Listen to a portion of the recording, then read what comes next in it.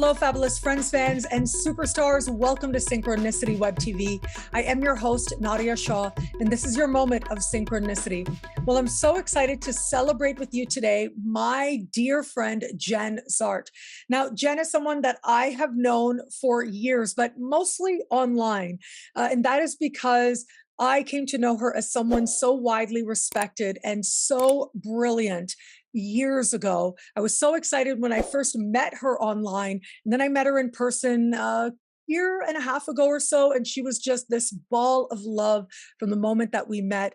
And of course, she's so accomplished. She's been editor, and she has a school that she runs and a publishing company. So there's lots to know about her.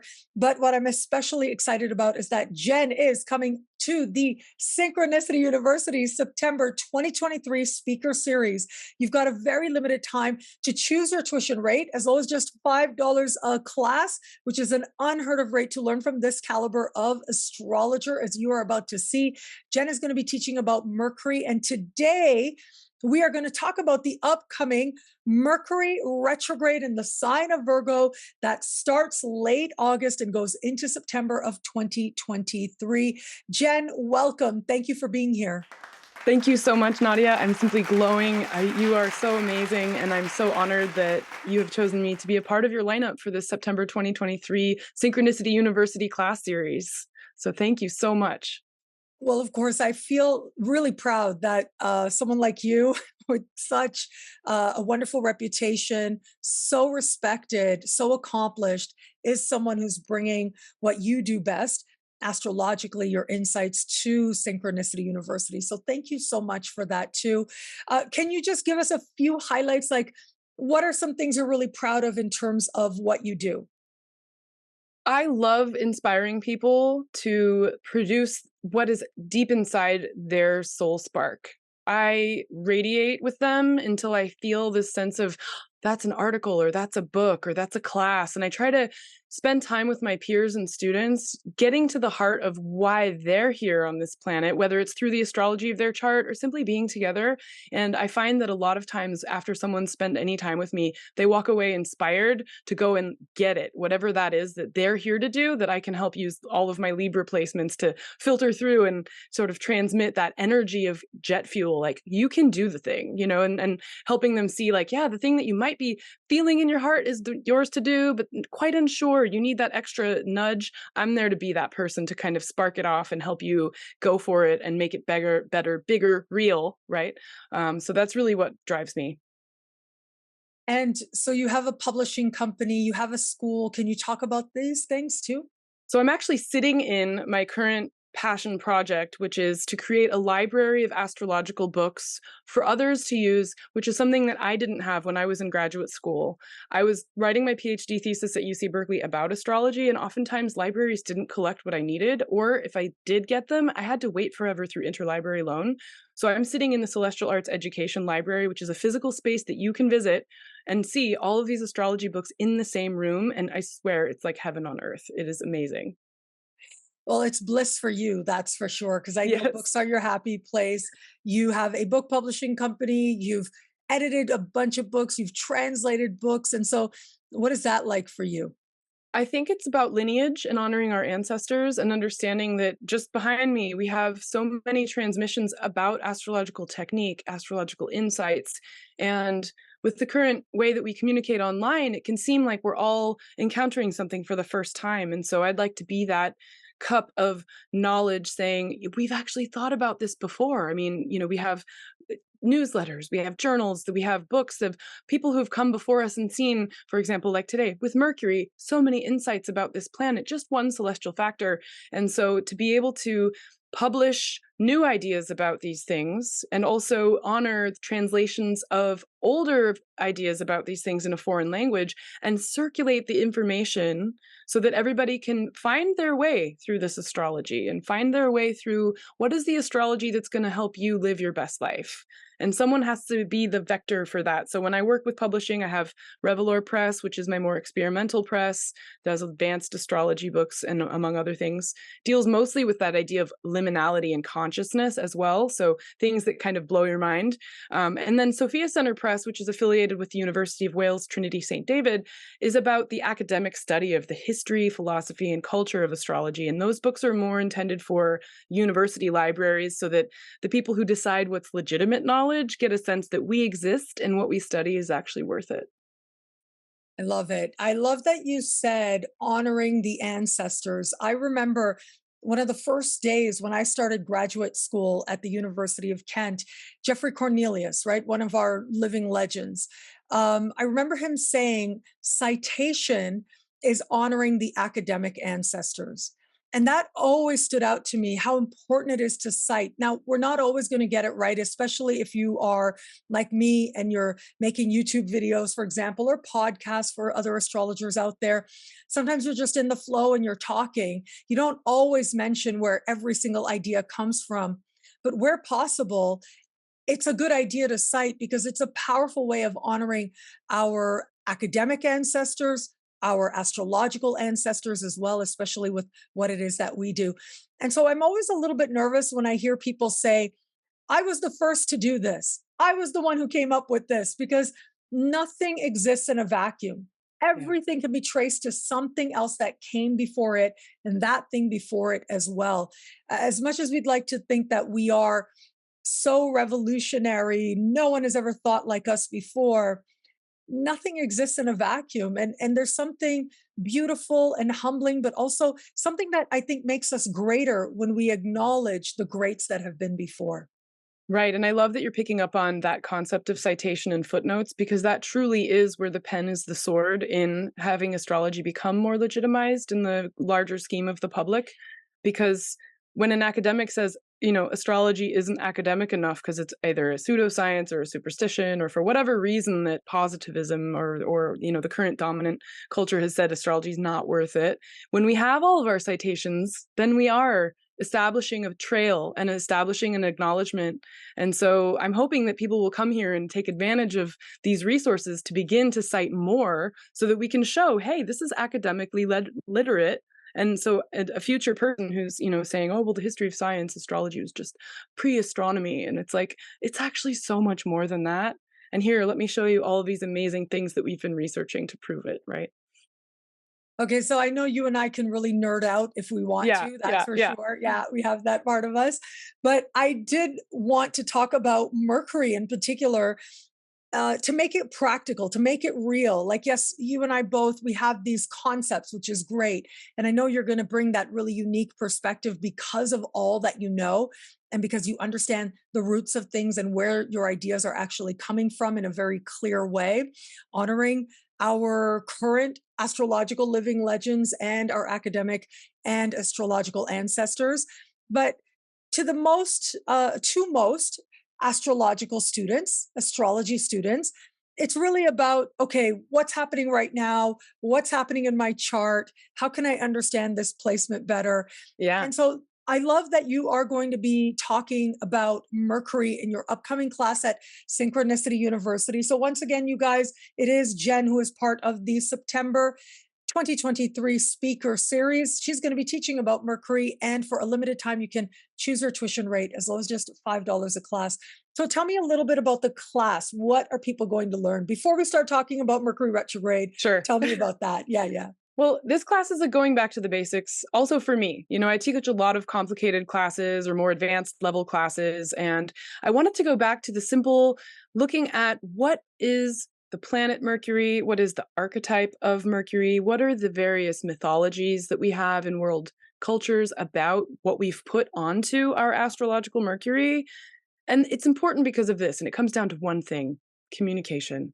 The foundation and success of all relationships is about communication. And so if we can understand what our natal Mercury is doing in our chart, and we can understand what natal Mercury might be doing in someone who we really want to have a good connection to in their chart, all of a sudden we unlock this massive potential for establishing tolerance, flow in communication, the ability to say, you know what, I know your needs for communication are different than mine. How can I meet you halfway? How can you meet me halfway? How can I let you know what I need?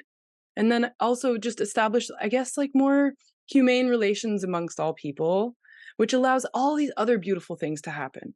from that one simple factor. And I thought that that would be a really great focus to simply go back to those basics.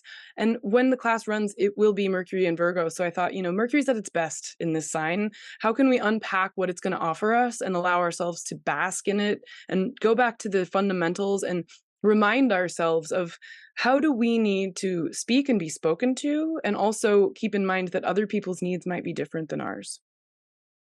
I love it. And it's so true that communication can be the foundation of understanding. It is the foundation of understanding. I mean, there's a lot to be said for vibes, feeling comfortable. That's great. But very often it's what someone says that makes you feel comfortable, that lets For you know sure. you are safe here. And so, yes, Mercury is such a powerful symbol and will be at the height of its power in the sign of Virgo. The ancients loved having Mercury in the sign of Virgo at that. And we have Mercury not only coming up in Virgo, but we are going to have a Mercury retrograde in Virgo happening very soon. And so let me get you guys some of these dates. It is the 4th of August that Mercury goes into shadow at 8 of Virgo, goes retro on the 23rd at 21 of Virgo, goes direct 8 of Virgo on the 14th of September, and then on the 30th of September leaves shadow. So that's the larger season that we have to look forward to. What are some overall themes that you can talk about with Mercury retrograde in the sign of Virgo? Let's start with that, and then we can talk about this particular retrograde specifically. So I think when we're talking about a retrograde, it's important to remember that this is normal for Mercury. When we look at the cosmology of the solar system, Mercury orbits very close to the sun. And so from our perspective, it's going retrograde 3 times a year, every 88 days for a number of days. Those periods aren't the same in length, and I'll talk about that in the course. But when a retrograde occurs, it's giving us this chance for accidents to happen that give us new information that isn't a part of our logical mind, right? So much of being in our current culture is to say, I'm going to do this and I'm in control and I have all of these things lined up and I just know what the plan is and I'm going to go, go, go. And a Mercury retrograde is saying, hey, wait, what about this? And you get the trickster god version of Mercury coming in and spinning the record a bit different, picking the needle up a bit different, right? And so we have a lot of ways that we can think about the retrograde to like open ourselves up to input that isn't pre-planned by our superego, right? Wow. I've always thought of Mercury retrograde as it's not during the retrograde that you are getting quote unquote honest, but it's the experiences you have during the retrograde that help you to get honest, depending on where that retrograde is happening for you in your chart. Yeah, I think when we think about the modern techniques about going interior, we have this idea of the Mercury direct is an externally expressed Mercury, and Mercury retrogrades are that time too. The keywords are review, renew, redo, recycle, reuse. And then there's also some pro tips like if you're buying a car and you can't help it, get a used one.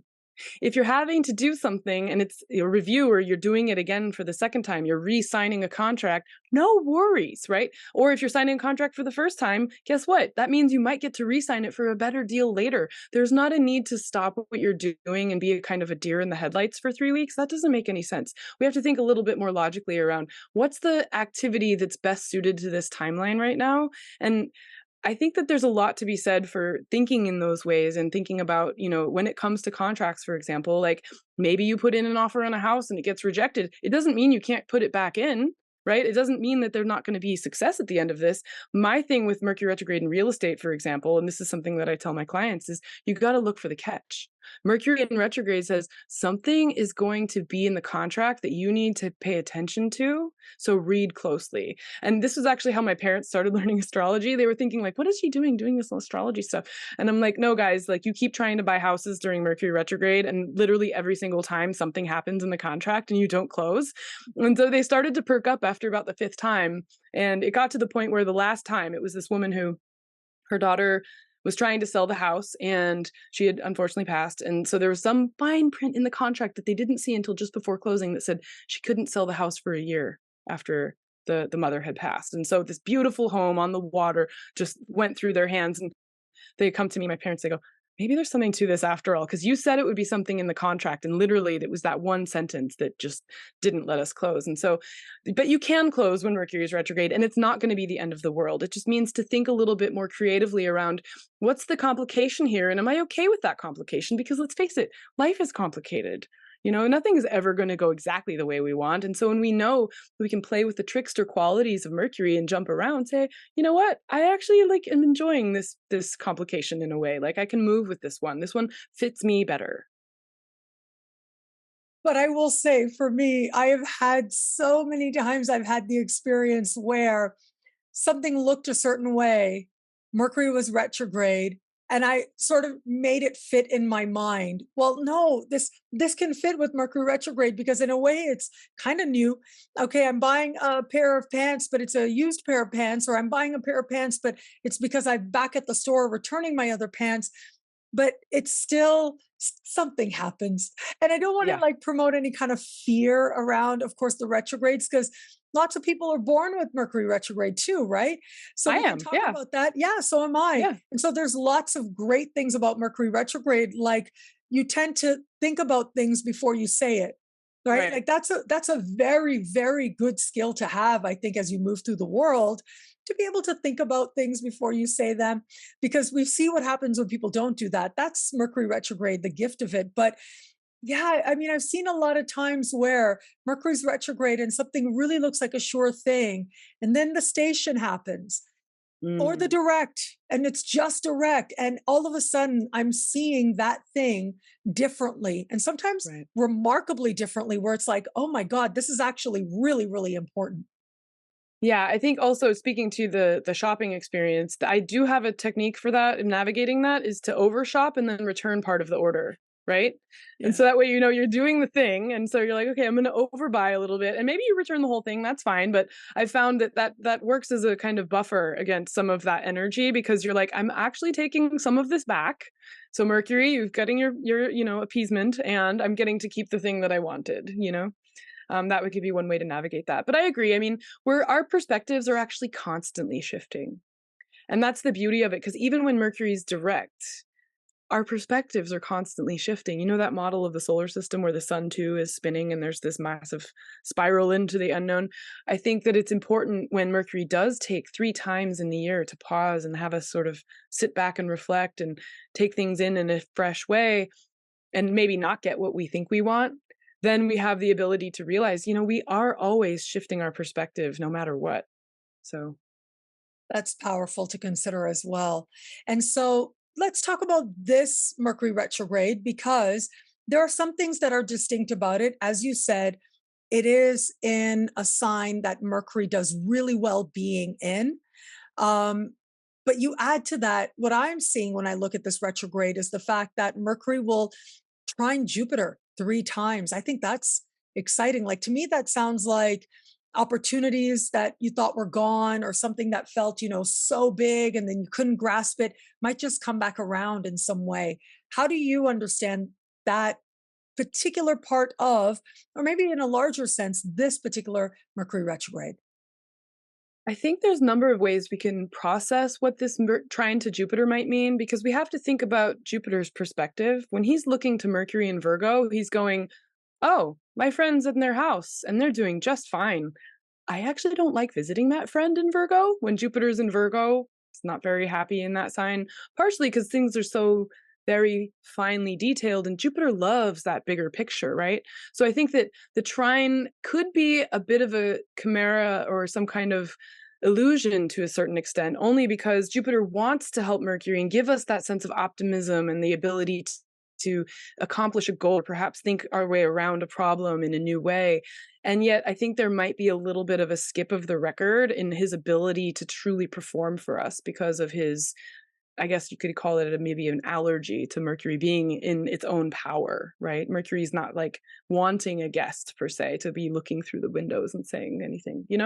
Yeah, I it's suppose that's interesting. not optimistic in the way Jupiter might want it to be, but I think it's a Yeah. realistic thing to think about the preferences planets themselves have to each other in their own signs. So, I mean, I'm thinking about, so just to let everybody know, the reason that Jupiter maybe not is so crazy about being in the sign of Virgo is because Pisces the ancient ruler of Pisces is Jupiter, and the ancients believed when a planet was across the sky from its home sign, so Sagittarius or Pisces in the case of Jupiter, chances are Jupiter's not going to really get along that well when it's far from home, when it's in the sign of Virgo, which is opposite Pisces, or in the sign of Gemini, which is opposite Sagittarius. And so that's where that understanding comes from.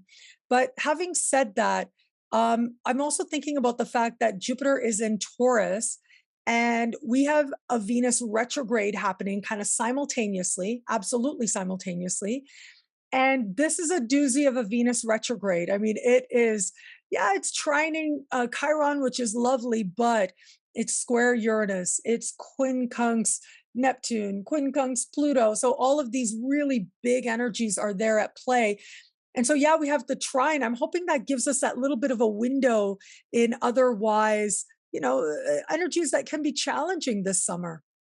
Yeah, I think when we have to think about that trine, instead of thinking about the easy flow, I think we have to think outside the box. Mercury will be retrograde in Virgo. Jupiter's looking by trine, or Mercury's looking at trine to Jupiter, and it's like we just have to be a little bit more nimble and a little bit more creative with our interpretations of things like generosity, gratitude, compassion, the ways that we want to solve whatever problem Mercury's posing in a way that's humane and kind, and we might not have all the resources that we want to do it in a perfect sense, where Mercury's like, if we only had this, we could do it. It seems like it's just on the horizon. I think we have to also be flexible and use things for their unintended purpose. Remember, Jupiter's also in the same, I think of science as elevators. It's in the same elevator with Uranus. So even Jupiter's going to surprise itself as it transits through Taurus. The same elevator. I haven't heard that expression before, and I've been in Yeah, I think astrology of for a signs while. as Tell me about elevators, that. right? Like you're in an elevator. So, for example, you have a lot of planets in one sign. It's called a stellium, more than three. And it's like if two planets are very close to each other in orb, they say, which is like my body space, right? Then you can kind of smell them, and then someone's in your personal sphere, and it's a conjunction. But even if it's at 0 degrees and 29 degrees, those two planets are in the same symbolic container. So if you think about Saturn in Pisces right now, no matter what else is in Pisces right now, Neptune's there. It's like Neptune and Saturn are in the same elevator, kind of like at odds, like, oh, they're going to get off on the 5th floor or the 7th floor, or what's going on? And so Neptune used to have it all by herself. And, she was having this wonderful, beautiful elevator experience, maybe not at UAC in 2012. If those who were there remember those horrible elevators in that huge hotel, they were so slow, everybody. Oh my gosh. But Saturn comes in, and this was in March of this past year, and it's going to be there for a while. And suddenly there's this like, oh, the party stopped. Saturn's in the elevator, right? So that's what we mean a bit when Saturn is going through a sign, is that the entire sign now has this entity that's kind of bringing the mood into a new kind of focus. And so with Jupiter and Uranus in the same elevator or the same sign, we get a sense of this optimism, party, surprise, like things are kind of a little bit of a crackling. I'm thinking of like pop rocks or snap, crackle, pops. So there's that element to Jupiter that's getting spicy, with Uranus being there, sort of egging everything on, and shaking up all the Taurus areas of our life. Remember, we have the whole zodiac in our chart. So going back to the Virgo, we have this conversation now between the Taurus parts of our chart, wherever house that Taurus zodiac sign is crossing for you, and then the Virgo parts, right? What is the conversation happening between that part of your life and the part of your life that Mercury is churning up and asking you to reflect? What's the new information here? What are the new ways we can relate to this fast of human experience shown by house? So beautifully put. Wow. And we're also going to have, because you mentioned Uranus, when it is that Mercury stations. So the station happens the 23rd.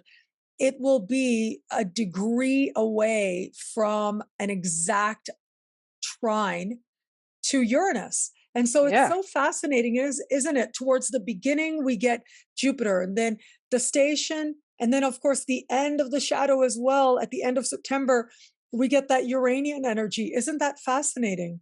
It's happening for all of the where we have Taurus placements, right? In a way. Mhm. And I think this near miss of the exactitude at the end of this retrograde can be an inspiration, and yet we still have a bit more work to do, right? We still have a little bit more, like, it's sort of saying this is possible, and this is here for us, But if we need to make it happen, we have to actually take the steps to do it. The planets aren't going to do it for us. Sometimes we have things that go exact by aspect and they simply happen and we are participating in them. In this one, I think that near miss is asking us to show up. And if it's a glimmer of a thing you want to have happen, put your feet on the ground and do it. That's a Virgo, right? I love it. Absolutely love it. Well, you guys can see just how brilliant my dear friend Jen Zart is. She has become my dear friend after I admired her from afar for so long. And then I finally got to tell her I admired her. And then I finally got to meet her. And so it's so lovely now that Jen is coming to Synchronicity University as part of the September 2023 speaker series. She's going to be teaching about Mercury, and it is as low as just $5 a class, an unheard of rate for this caliber of astrologer, I'll tell you. Jen, thank you. Thank you so much for being here. And I'm so excited about your class. I'm so happy you're coming to my school. Thank you. Thank you so much, Nadiya.